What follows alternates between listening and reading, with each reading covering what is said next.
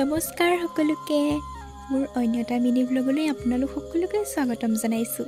প্ৰথমতে খালোঁ এয়া ৰাতিপুৱাৰ চাহকাপ। কলেজ যোৱাৰ আগতে মাহঁতৰ পৰা ভাত নোখোৱাৰ কাৰণে কোনে কোনে গালি খায় বাৰু। দিনটোৰ কাৰণে যিহেতুকে কলেজলৈ বুলি ওলাই যাওঁ, সেইকাৰণে মোক মায়ে গালি দি হ'লেও ভাত কেইটামান সদায় খুৱাই পঠিয়ায়।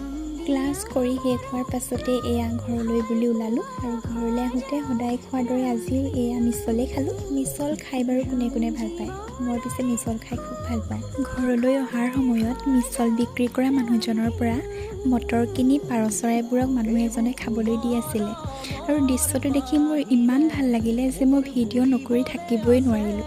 আমাৰ ঘৰলৈ আহোঁতে এই ৰাস্তাটো পাৰ হৈ আহিব লাগে, মানে দুয়োফালে নাহৰৰ গছ আছে আৰু মাজতে ৰাস্তাটো। জেগাখন দেখিয়ে খুব বেছি ভাল লাগে, মনটো একেবাৰে শান্ত হৈ যায়। আবেলি সময়ত খুৰাহঁতৰ ছোৱালীজনী আমাৰ ঘৰলৈ আহিছিলে, মায়ে দুইজনীকে চাহ খাবলৈ দিলে আৰু এয়া চাহ আমি খালোঁ। তাৰপাছতে এয়া আমাৰ পাছফালে অলপ এনেই ওলাই গ'লোঁ। পৰিৱেশটো আমাৰ পাছফালে খুব বেছি ধুনীয়া, চাৰিওফালে সেউজীয়া, দেখিয়ে খুব বেছি ভাল লাগে। বাৰু এয়া মই অলপ পঢ়িলোঁ, পঢ়ি শেষ হোৱাৰ পাছতে এয়া খালোঁ ৰাতিৰ ভাত সাঁজ। আজিলৈ আহিছোঁ, আকৌ এটা নেক্সট মিনি ব্লগত আপোনালোক সকলোকে লগ পাম বুলি আশা থাকিলে। বাই।